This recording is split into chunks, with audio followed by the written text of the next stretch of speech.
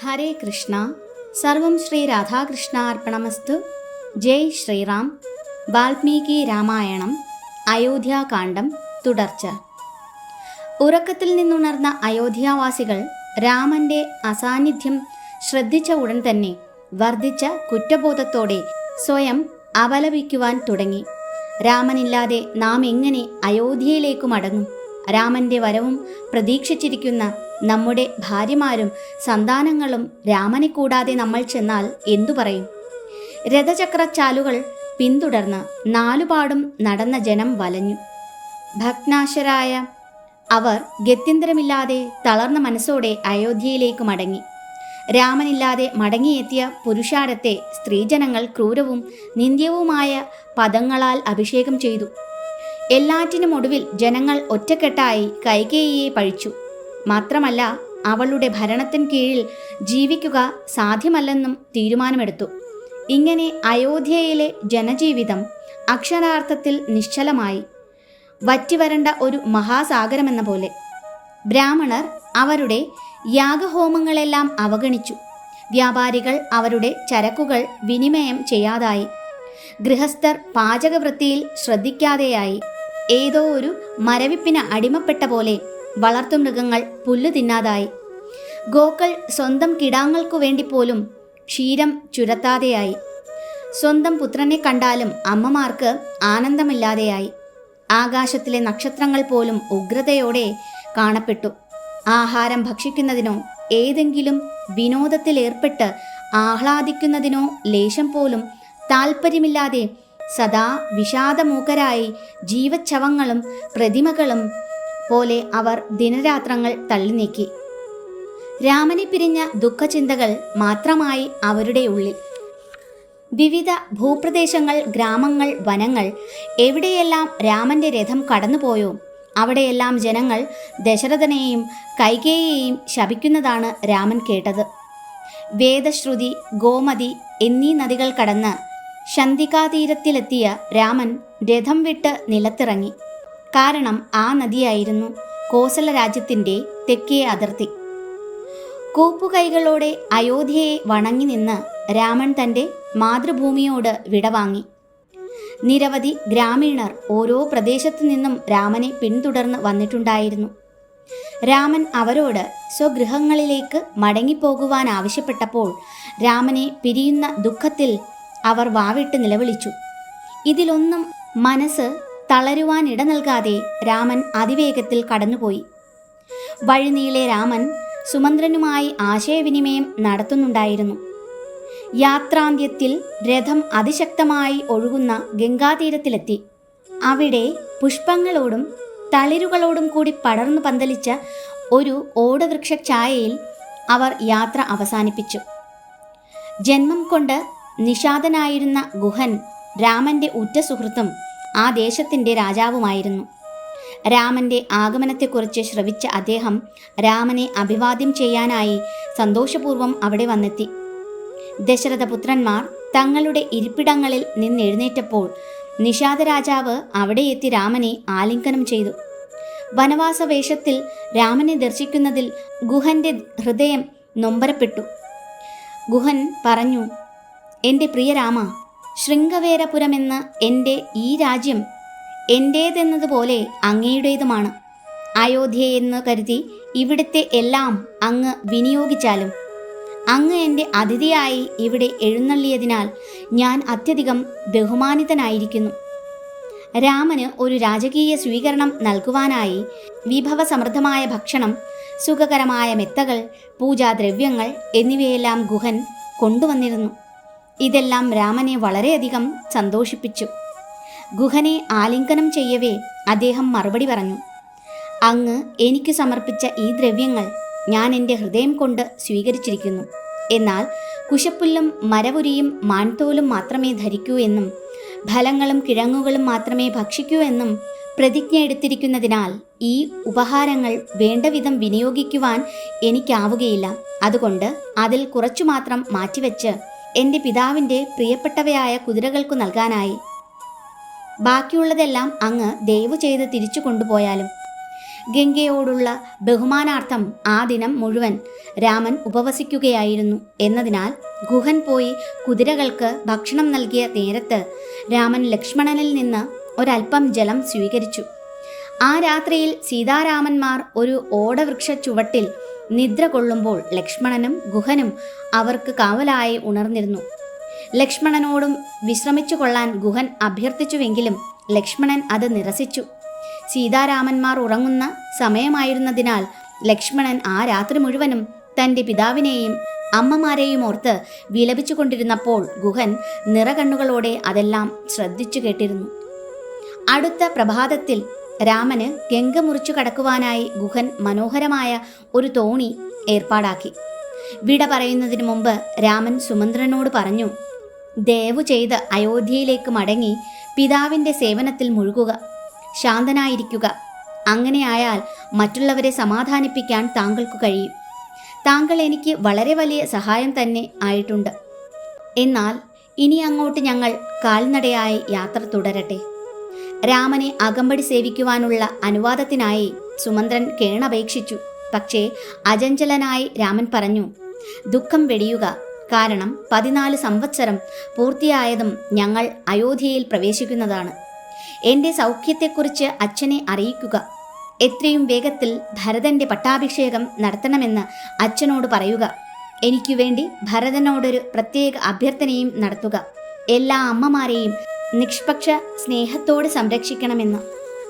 രാമനെ പിരിയുന്ന വസ്തുത അചിന്ത്യമായതിനാൽ കഠിന താപത്തോടെ സുമന്ത്രൻ വാദിച്ചു, ഞാൻ ഏകനായി മടങ്ങിയാൽ അയോധ്യാവാസികളാകമാനം ദുഃഖിതരായിത്തീരും. അതിനാൽ രാമ, എന്നെ അങ്ങയോടൊപ്പം കൊണ്ടുപോവുക. അല്ലെങ്കിൽ ഈ ദുസ്സഹമായ ജീവിതം ജലത്തിലോ അഗ്നിയിലോ ഞാൻ ഹോമിക്കും. അപ്പോൾ രാമൻ സുമന്ത്രനെ ഓർമ്മിപ്പിച്ചു, അങ്ങ് അയോധ്യയിൽ മടങ്ങിപ്പോയി കൈകേയിയെ അറിയിക്കണം, ഞാൻ വനപ്രവേശം ചെയ്തു കഴിഞ്ഞു എന്ന്. ഈ രഥവുമായി അങ്ങ് മടങ്ങിച്ചെന്നില്ലെങ്കിൽ കൈകേയി ഭയപ്പെടും. ഞാൻ ഏത് വിനാഴികയിലും മടങ്ങിച്ചെല്ലുമെന്ന്. അതിനുശേഷം ഗുഹനെ നോക്കി പറഞ്ഞു, സുഹൃത്തുക്കളാലും ബന്ധുക്കളാലും ചുറ്റപ്പെട്ട് വനവാസം നടത്തുവാൻ ഞാൻ തെല്ലും ആഗ്രഹിക്കുന്നില്ല. വിജനമായ ഒരു പ്രദേശത്തിൽ ഋഷികളെപ്പോലെ ജീവിക്കുവാനാണ് ഞാൻ ആശിക്കുന്നത്. ആദ്യമായി പേരാൽ വൃക്ഷത്തിൻ്റെ പാൽ നിറമുള്ള കറ കൊണ്ടുവന്നു തരിക. എൻ്റെ തലമുടി ഞാൻ ജടയാക്കി മാറ്റട്ടെ. ഗുഹൻ വേഗം തന്നെ കൊണ്ടുവന്നു കൊടുത്തു. മരച്ചാറ് പുരട്ടി രാമലക്ഷ്മണന്മാർ അവരുടെ ചിഗുരത്തെ ജടയാക്കി മാറ്റി. മരപുരിയും ജടയും കൂടി അവരെ വനവാസികളായ ഋഷിമാർ തന്നെയാക്കി. ഗുഹനോട് വിട ചൊല്ലി രാമലക്ഷ്മണന്മാർ സീതയോടുകൂടി തോണിയിൽ കയറി. അല്പം ഗംഗാജലം പാനം ചെയ്ത ശേഷം അവർ യാത്രയായി. തോണി നദീമധ്യത്തിലെത്തിയപ്പോൾ സീത ഗംഗാദേവിയോട് അവരെ സുരക്ഷിതരായി അയോധ്യയിൽ മടക്കിയെത്തിക്കണമെന്ന് ഭക്തിപൂർവം പ്രാർത്ഥിച്ചു. നദിക്കക്കരെ തോണിയടുപ്പിച്ച് കരക്കിറങ്ങി സീതയെ സംരക്ഷിക്കുന്നതിനായി ലക്ഷ്മണൻ മുന്നിലും രാമൻ പിന്നിലുമായി കാൽനടയായി യാത്ര തുടർന്നു. രാത്രിയായപ്പോൾ ഒരു കൂറ്റൻ മരച്ചായയിൽ അവർ അഭയം തേടി. സീത ഉറങ്ങിയപ്പോൾ രാമലക്ഷ്മണന്മാർ കാവലിരുന്നു. സംസാരിച്ചു കൊണ്ടിരിക്കവേ കൈകേയിയുടെ കുത്സിത പ്രവൃത്തികളിൽ നിന്ന് അവരുടെ അമ്മമാരെ സംരക്ഷിക്കുന്നതിനായി ലക്ഷ്മണൻ മടങ്ങിപ്പോകണമെന്ന് രാമൻ അപേക്ഷിച്ചു. അമ്മയെക്കുറിച്ചോർത്ത് വികാരാധീനനായ രാമൻ്റെ മുഖം അശ്രുധാരയിൽ കുതിർന്നു. ലക്ഷ്മണൻ പലതും പറഞ്ഞ് രാമനെ ആശ്വസിപ്പിച്ചു. തന്നെ കൂടാതെയുള്ള ജീവിതം ലക്ഷ്മണന് അചിന്ത്യമാണെന്ന് ബോധ്യം വന്ന രാമൻ അവസാനം ആ ചിന്ത ഉപേക്ഷിച്ചു. അടുത്ത പ്രഭാതത്തിൽ യാത്ര ആരംഭിച്ച സീതാരാമ ലക്ഷ്മണന്മാർ ബഹുദൂരം പിന്നിട്ട് അവസാനം ഗംഗായമുനകളുടെ സംഗമഭൂമിയിലെത്തി. ഭരദ്വജനെന്ന മഹർഷിവര്യൻ അവിടെ അരികത്തായി ആശ്രമജീവിതം അനുഷ്ഠിക്കുന്നുണ്ടായിരുന്നു. ആ ദിവ്യപുരുഷന്റെ ദർശനത്തിന് ആഗ്രഹിച്ച് രാമൻ ആശ്രമ കവാടത്തിൽ കാത്തുനിന്നു. താമസിയാതെ ഒരു ശിഷ്യൻ വന്ന് മൂവരെയും ആശ്രമത്തിനുള്ളിലേക്ക് നയിച്ചു. അവിടെ ശിഷ്യഗണങ്ങളാൽ വലയം ചെയ്യപ്പെട്ട് ധ്യാനനിരതനായിരിക്കുകയായിരുന്നു ഭരദ്വജമുനി. സ്വയം പരിചയപ്പെടുത്തി. അവിടെ എത്തിച്ചേരാനിടയായതിൻ്റെ പിന്നിലെ കഥകളും അറിയിച്ചപ്പോൾ മഹാമുനി സീതാരാമ ലക്ഷ്മണന്മാർക്ക് ഹൃദ്യമായ സ്വീകരണം നൽകിയതിനു പുറമെ ഫലമൂലാദികൾ കൊണ്ട് പാകം ചെയ്ത വിവിധയിനം ആഹാരപദാർത്ഥങ്ങളും നൽകി. അവസാനം ശയനമുറിയിലേക്കവരെ യാത്രയാക്കുന്ന വേളയിൽ ഋഷി സ്നേഹപൂർവം പറഞ്ഞു, അങ്ങയുടെ നാടുകടത്തലിനെക്കുറിച്ച് അറിഞ്ഞപ്പോൾ മുതൽ ഞാൻ ഈ ആഗമനം പ്രതീക്ഷിച്ചിരിക്കുകയായിരുന്നു. 14 വർഷത്തെ വനവാസം ഈ ആശ്രമത്തിൽ ആചരിക്കുക. എൻ്റെ ശിഷ്യന്മാരുടെ പരിചരണാദികളാൽ അങ്ങയ്ക്കും പത്നിക്കും ലക്ഷ്മണനും ഇവിടെ യാതൊരു അസൗകര്യങ്ങളുമില്ലാതെ താമസിക്കാവുന്നതാണ്. രാമന്റെ പ്രതികരണം ഇപ്രകാരമായിരുന്നു: മാമുനി ശ്രേഷ്ഠ, അങ്ങയുടെ ഈ സന്മനസ്സിന് നന്ദി. പക്ഷേ ഈ ആശ്രമം അയോധ്യയിൽ നിന്ന് ഏറെ അകലെയല്ലാത്തതിനാൽ ഞാൻ ഇവിടെയാണെന്നറിഞ്ഞ് അയോധ്യാവാസികൾ കൂട്ടം കൂട്ടമായി ഇവിടെ വരും എന്നെ കാണുവാൻ. അതിനാൽ ദയവു ചെയ്ത് ഞങ്ങൾക്ക് സന്തോഷവും സുഖവും സ്വകാര്യതയും നൽകുന്ന ഒരു ഏകാന്ത പ്രദേശം നിർദ്ദേശിക്കുക. മഹർഷി പറഞ്ഞു, ഇവിടെ നിന്ന് 10 യോജനകൾക്ക് അപ്പുറമുള്ള ചിത്രകൂട പർവ്വതത്തിലേക്ക് പോവുക. യമുനാ നദി കടന്ന് കുറേ ദൂരം യാത്ര ചെയ്യുമ്പോൾ പടർന്നു പന്തലിച്ച ഒരു വൻ വൃക്ഷം ശ്യാമമെന്ന് നാമമുള്ള കാണാം. അപ്പോൾ തീർച്ചയാക്കാം നിങ്ങൾ ചിത്രകൂട പർവ്വത പ്രാന്തത്തിലെത്തിയെന്ന്. ചിത്രകൂടമാകമാനം അതിമനോഹരമായ ഒരു വനപ്രദേശമാണ്. തുള്ളിച്ചാടുന്ന വെള്ളച്ചാട്ടങ്ങളും വളഞ്ഞു പുളഞ്ഞൊഴുകുന്ന അരുവികളും ഉണ്ടവിടെ. മയിലുകളുടെയും കുയിലുകളുടെയും കളകൂജനം കാതുകൾക്കെപ്പോഴും ഇമ്പം നൽകിക്കൊണ്ടിരിക്കും. ഫലങ്ങളും തേനടകളും എങ്ങും സുലഭം. ചുരുക്കത്തിൽ ഗന്ധമാദനഗിരി പോലെ സുന്ദരമായ ഈ പ്രദേശത്തിൽ നിങ്ങൾക്ക് മംഗളപ്രദമായ ജീവിതം നയിക്കാം. സീതാരാമ ലക്ഷ്മണന്മാർ അന്നു രാത്രി ആശ്രമത്തിൽ വിശ്രമിച്ചു.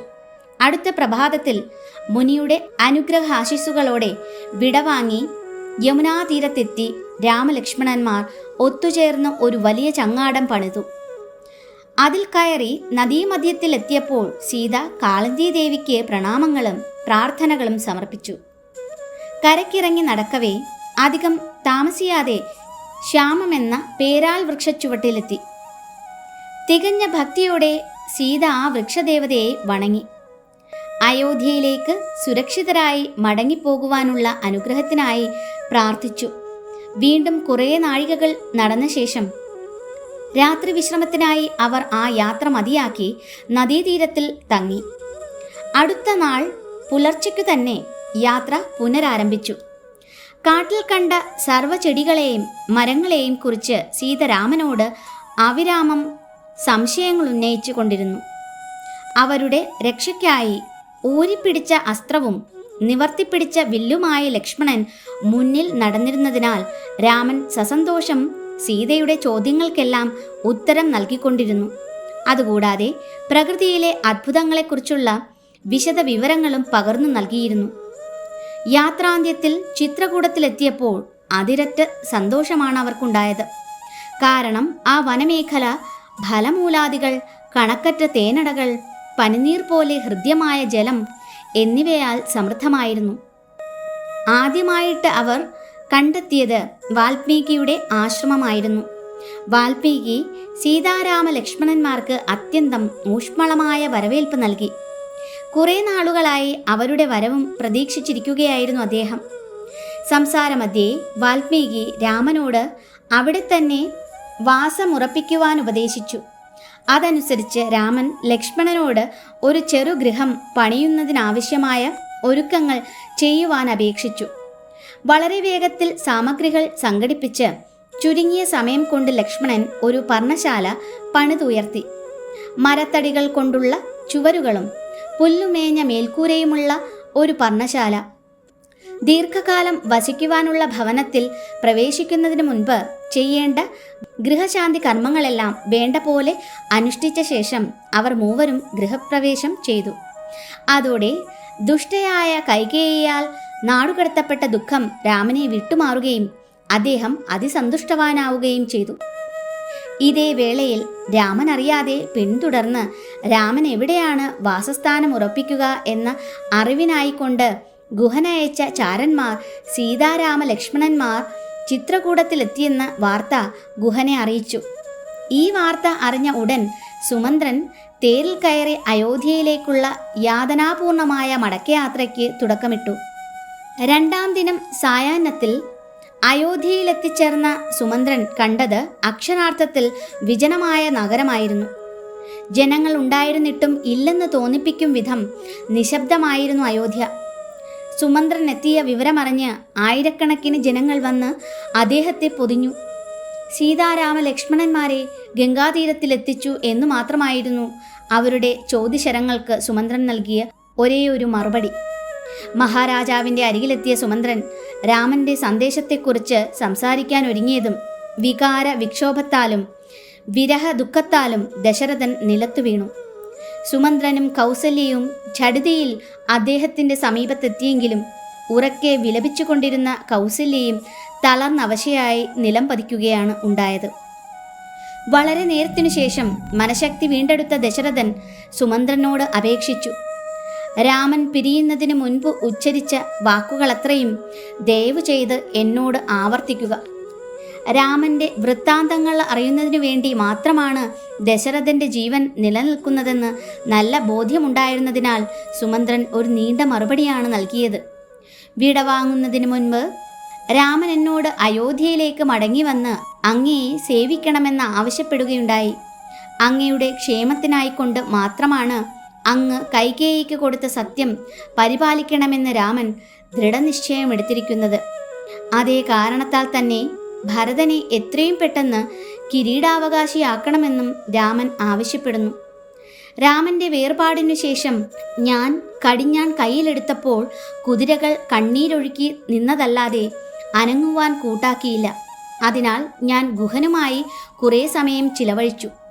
തീരുമാനം മാറ്റി രാമൻ എന്നെ വീണ്ടും വിളിച്ചെങ്കിലോ എന്ന വ്യാമോഹമായിരുന്നു എൻ്റെ ഉള്ളിൽ. ഒടുവിൽ ഹതാശനായി മടങ്ങിപ്പോരേണ്ടി വന്നു. കോസല സാമ്രാജ്യത്തിൽ വഴിനീളെ സർവചരാചരങ്ങളും രാമവിരഹത്താൽ യാതന അനുഭവിക്കുന്ന കാഴ്ചകൾ മാത്രമേ കാണുവാനുണ്ടായിരുന്നുള്ളൂ. ഇതു കേട്ട രാജാവ് ഏറെ ദുഃഖിതനായി. നിരാശയുടെ കയത്തിൽ പതിച്ച അദ്ദേഹം പ്രഖ്യാപിച്ചു, ഒന്നുകിൽ നീ നമ്മെ രാമൻ്റെ അരികിൽ കൊണ്ടുപോകണം, അല്ലെങ്കിൽ രാമനെ എൻ്റെ സമീപത്തെത്തിക്കണം. അല്ലാത്ത പക്ഷം നാം ഇപ്പോൾ തന്നെ ഇഹലോകവാസം വെടിയും. നാം ഇപ്പോൾ ദുഃഖസാഗരത്തിൻ്റെ അടിത്തട്ടിൽ മുങ്ങിക്കിടക്കുകയാണ്. നാം കൈകേയിക്ക് കൊടുത്ത 2 വരങ്ങളാണ് ആ സാഗരത്തിൻ്റെ ഇരുകരകൾ. രാമൻ്റെ വനവാസകാലമാണ് ആ കടലിൻ്റെ വിസ്തൃതി. നമ്മുടെ ശ്വാസോച്ഛ്വാസം തിരമാലകളാണ്. കൗസല്യയും മറ്റും പൊഴിക്കുന്ന കണ്ണുനീർ പുഴകളായി ഈ ദുഃഖസമുദ്രത്തെ ഇളക്കിമറിക്കുന്നു. ശ്വാസത്തിനായി പിടഞ്ഞു പൊങ്ങുന്ന കരങ്ങൾ തുള്ളിച്ചാടുന്ന മത്സ്യങ്ങളാണ്. പാറിപ്പറന്നു കിടക്കുന്ന തലമുടി കടൽ കളകളും ഉച്ചത്തിലെ വിലാപസ്വരം കടലിൻ്റെ അലർച്ചയുമാകുന്നു. കൈകേയിയാണ് ഭൂമിക്കടിയിൽ നിന്നുയരുന്ന അഗ്നി. കണ്ണീർ മഴ പെയ്യിക്കുന്ന ഘോരശക്തി. മന്ധരയുടെ വാക്കുകൾ ഈ ആഴിയിലെ ജലത്തെ ബാധിച്ചിരിക്കുന്ന മുതലകളും. അതോടെ മഹാരാജാവ് ബോധരഹിതനായി വീണു. താങ്ങാനാവാത്ത ദുഃഖഭാരത്താൽ നിലത്തു വീണുകിടന്ന് പിടഞ്ഞിരുന്ന കൗസല്യ കേണു പറഞ്ഞു, സുമന്ത്ര, രാമൻ്റെ അരികിലേക്ക് എന്നെ കൊണ്ടുപോയില്ലെങ്കിൽ എൻ്റെ ജീവൻ ഈ നിമിഷം തന്നെ എന്നെ വിട്ടുപിരിയും.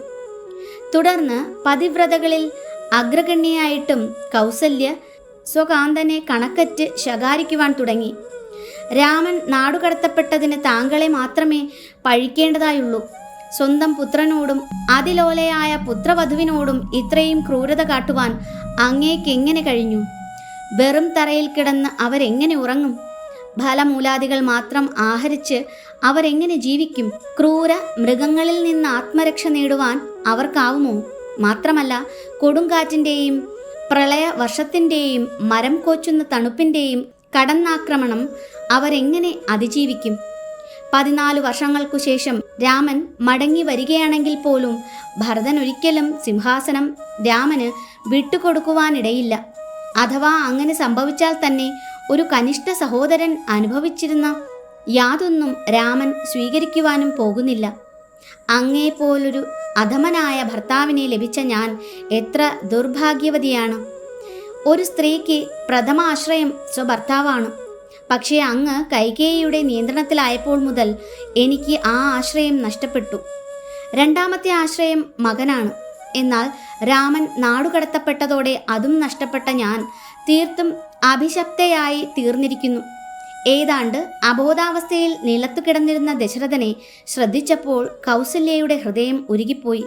കാരണം രാമന്റെ പിതാവായ ദശരഥനും എന്തുമാത്രം യാതന അനുഭവിക്കുന്നുണ്ടാകും എന്ന വീണ്ടുവിചാരം അവൾക്കന്നേരമുണ്ടായി. ദശരഥന് ബോധം വീണ്ടു കിട്ടിയപ്പോൾ അവർ തമ്മിൽ രമ്യതയിലെത്തുകയും അനന്തരം പാരവശ്യത്താൽ ദശരഥൻ ഉറങ്ങിപ്പോവുകയും ചെയ്തു. എന്നാൽ അല്പനേരത്തിനുള്ളിൽ അദ്ദേഹം പൊടുന്നനെ ഉണർന്നു. വിദൂര ഭൂതകാലത്തിലെന്നോ ചെയ്ത ഒരു പാപകൃത്യത്തെക്കുറിച്ചുള്ള സ്മരണയാണ് അദ്ദേഹത്തെ നിദ്രാരഹിതനാക്കിയത്. തൻ്റെ ഇപ്പോഴത്തെ ദുരിതങ്ങൾക്കു കാരണം അതുതന്നെയാവണമെന്ന പൂർണ്ണബോധത്തോടെ അദ്ദേഹം ആ സംഭവം ഇപ്രകാരം വർണ്ണിച്ചു. യുവാവായിരുന്ന കാലത്ത് ശബ്ദം കേൾക്കുന്ന ദിക്കിലേക്ക് അസ്ത്രമയച്ച് ലക്ഷ്യഭേദം നടത്താനുള്ള വിദ്യ നാം സ്വായത്തമാക്കി. ഒരു നിശാവേളയിൽ സരയൂ നദീതീരത്ത് വേട്ടയാടിക്കൊണ്ടിരുന്ന നാം ആന വെള്ളം കുടിക്കുന്ന ശബ്ദമാണ് കേട്ടതെന്ന് കരുതി ആ ദിശയിലേക്ക് ശരമെയ്തു. അടുത്ത വിനാഴികയിൽ നാം കേട്ടത് ഒരു മനുഷ്യൻ്റെ ആർത്തവിലാപമായിരുന്നു. കൂടെ ഒരു ചോദ്യവും. ഋഷികുമാരനും നിഷ്കളങ്കനുമായ എന്നെ ആരാണ് ഇത്രയും ക്രൂരമായി അസ്ത്രമെയ്ത് മാരകമായി മുറിവേൽപ്പിച്ചത്? വേഗേന നാം അവിടേക്കു ചെന്നപ്പോൾ കണ്ടത് മുറിവേറ്റ് നിലത്തു കിടന്നു പിടയുന്ന ഒരു മുനികുമാരനെ ആയിരുന്നു. നമ്മെ കണ്ടതും ആ ബാലൻ മൊഴിഞ്ഞു, വൃദ്ധരും അന്ധരുമായ എൻ്റെ മാതാപിതാക്കൾ ഞാൻ ജലം കൊണ്ടു ചെല്ലുന്നതും കാത്ത് ആശ്രമത്തിൽ ഇരിക്കുകയാണ്. താങ്കൾ എന്നെ മാത്രമല്ല അവരെയും കൂടിയാണ് വധിച്ചത്. എന്തെന്നാൽ ഞാനില്ലാത്ത പക്ഷം അവർ ജീവിച്ചിരിക്കുകയില്ല. നിശ്ചയം അവിടെ പോയി താങ്കൾ എന്നെ വധിച്ചു എന്ന സത്യം ഏറ്റുപറയുക. പക്ഷേ അതിനു മുൻപ് ഈ അസ്ത്രം വലിച്ചൂരിയാലും. ഈ വേദന എനിക്ക് അസഹ്യമായിരിക്കുന്നു. ദശരഥൻ തുടർന്നു. അമ്പ് ഊരിയെടുക്കുന്നതോടൊപ്പം ആ ജീവനും ശരീരം വെടിയുമെന്നതിനാൽ നാം ശങ്കയോടെ നിന്നു. അന്നേരം ആ ബാലൻ നമ്മെ ആശ്വസിപ്പിച്ചു. ബ്രഹ്മഹത്യാ പാപമുണ്ടാകുമെന്ന ഭയം വേണ്ട. കാരണം ഞാൻ വൈശ്യപിതാവിനും ശൂദ്രമാതാവിനും ജനിച്ച കുട്ടിയാണ്. ഇതു കേട്ട് നാം അസ്ത്രം വലിച്ചൂരുകയും തൽക്ഷണം തന്നെ ഋഷികുമാരൻ്റെ ജീവൻ വേർപ്പെടുകയും ചെയ്തു. അനന്തരം അരികത്തു കിടന്ന കുംഭത്തിൽ ജലം നിറച്ച് ഹൃദയവിധയോടെ ആശ്രമത്തിലേക്കു നടന്നു കയറി. അവിടെ നാം അവശരും വൃദ്ധരും അന്ധരുമായ അച്ഛനമ്മമാരെ കണ്ടു.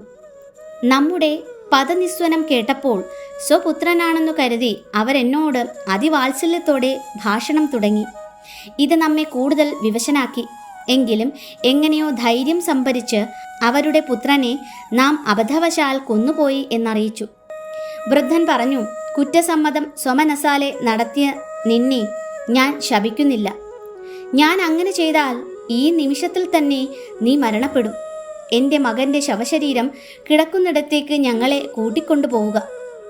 അവിടെ എത്തിയപ്പോൾ വൃദ്ധരും അന്ധരുമായ ആ ദമ്പതികൾ സ്വപുത്രൻ്റെ ശവശരീരം ആസകലം തലോടുകയും ദയനീയമായി വിലപിക്കുകയും ചെയ്തു. അനന്തരം മകൻ്റെ ആത്മാവിൻ്റെ ക്ഷേമത്തിനായിക്കൊണ്ട് അവർ ഉദകക്രിയ ചെയ്തു. അന്നേരം ഇന്ദ്രൻ തൻ്റെ രഥത്തിൽ അവിടെ വന്നിറങ്ങി. വൃദ്ധ ദമ്പതികൾക്കും മകനെപ്പോലെ സ്വർഗലബ്ധി കണിശമായും ഉണ്ടാകുമെന്ന് ഉറപ്പു നൽകിയ ശേഷം ഇന്ദ്രൻ ആ ബാലനെ ദിവ്യ തേജസ്സായി സ്വർഗത്തിലേക്ക് കൊണ്ടുപോയി. അപ്പോഴാണ് വൃദ്ധമുനി നമ്മെ ശപിച്ചത്. ഇപ്പോൾ ഞങ്ങൾ അനുഭവിക്കുന്ന പുത്രദുഃഖം നീയും നിന്റെ മകനിൽ നിന്ന് വേർപെട്ട് അനുഭവിക്കും. അനന്തരം മകൻ്റെ ചിതയിലേക്ക് ചാടി അവർ ദേഹത്യാഗം ചെയ്തു. അങ്ങനെ അവരും സ്വർഗത്തിലേക്ക് ഉയർന്നുപോയി. പ്രിയ കൗസല്യേ, ഇന്നു നാം അന്നു ചെയ്ത പാപത്തിൻ്റെ ഫലമാണ് അനുഭവിക്കുന്നത്. നാം ഇതാ ഹൃദയം തകർന്ന് മരിച്ചുകൊണ്ടിരിക്കുന്നു. എണ്ണവറ്റിയ വിളക്കിലെ തിരി എന്ന പോൽ നമ്മുടെ ബോധം അല്പാൽപമായി നശിക്കുന്നത് നാം മനസ്സിലാക്കുന്നു. അധികം താമസിയാതെ മരണം നമ്മെ ഗ്രസിക്കും. അല്ലയോ റാണി, ദുഃഖാധിക്യത്താൽ നമ്മുടെ കാഴ്ചശക്തി നഷ്ടപ്പെട്ടിരിക്കുന്നു. നീ നമ്മെ തലോടിക്കൊണ്ടിരിക്കുക. അങ്ങനെ നാം നിന്റെ സാന്നിധ്യം അറിഞ്ഞ് ആശ്വസിക്കട്ടെ. രാമന്റെ പൂർണ്ണരൂപം മനസ്സിൽ പ്രതിഷ്ഠിച്ചുകൊണ്ട് അദ്ദേഹം പിന്നെയും ഏറെ നേരം കണ്ണുനീർ വാർത്തു. അർദ്ധരാത്രി കഴിഞ്ഞതോടെ ദശരഥ മഹാരാജാവ് ഇഹലോകവാസം വെടിഞ്ഞു. അടുത്ത പുലർച്ചയ്ക്ക് പതിവനുസരിച്ച് സ്തുതിപാഠകർ പള്ളിക്കുറുപ്പുണർത്തുവാൻ വന്നു. ഭൃത്യന്മാരെല്ലാം കൂപ്പുകൈകളോടെ അണിനിരന്നു രാജാവിൻ്റെ ആജ്ഞകൾക്ക് കാതോർത്തുകൊണ്ട്. അല്പനേരം കാത്തുനിന്ന ശേഷം ഗായകരിൽ ചിലർ അകത്തു കടന്നപ്പോഴാണ് മുറിക്കുള്ളിൽ രാജാവിൻ്റെ ചലനമറ്റ ശരീരം കണ്ടത്. അവർ സംഭീതരായി നിലവിളിച്ചു. കൗസല്യയും സുമിത്രയും അത് കേട്ടുണർന്നു. ഭർത്താവിൻ്റെ ദേഹവിയോഗമറിഞ്ഞതും അവർ നിലത്തു വീണ് ഉരുണ്ട് നിലവിളിച്ചു. ഈ ശബ്ദകോലാഹലങ്ങളെല്ലാം കേട്ട് കൈകേയിയും മറ്റു സ്ത്രീകളും അവിടേക്ക് ഓടി വന്നു. അങ്ങനെ വിലാപങ്ങൾക്ക് ശക്തിയേറി വന്നു. പ്രാണനാഥൻ്റെ ശിരസ് തലോടിക്കൊണ്ടിരുന്ന കൗസല്യ കൈകേയിയോട് ഇങ്ങനെ പറഞ്ഞു: അദ്ദേഹത്തെ അനുഗമിക്കുവാനായി ഞാൻ സതി അനുഷ്ഠിക്കും. നിന്നെപ്പോലൊരു അധമ സ്ത്രീക്ക് മാത്രമേ ഭർത്തൃവിയോഗത്തിന് ശേഷവും സന്തോഷമായി ജീവിക്കുവാൻ സാധിക്കുകയുള്ളൂ. അന്നേരം ചില മന്ത്രിമാർ വന്ന് കൗസല്യയെ അനുനയിപ്പിച്ച് അകലേക്ക് കൊണ്ടുപോയി. പുത്രസാന്നിധ്യമില്ലാതെ മരണാനന്തര ചടങ്ങുകൾ നിഷിദ്ധമായതിനാൽ അവർ ദശരഥന്റെ മൃതശരീരത്തെ എണ്ണത്തോണിയിൽ കിടത്തി പരിരക്ഷിച്ചു. ഭൂപാലനെ നഷ്ടപ്പെട്ട അയോധ്യ ദുഃഖാന്ധകാരത്തിൽ നിമഗ്നമായി. നിദ്രാവിഹീനരായി പുരവാസികൾ തെരുവുകളിൽ കൂട്ടം കൂടി നിന്ന് കൈകേയിയെ വേണ്ടുവോളം പഴിച്ച് അവരുടെ സന്താപത്തിനൽപ്പം ആശ്വാസം നൽകി. ഹരേ കൃഷ്ണ. സർവം ശ്രീ രാധാകൃഷ്ണ അർപ്പണമസ്തു.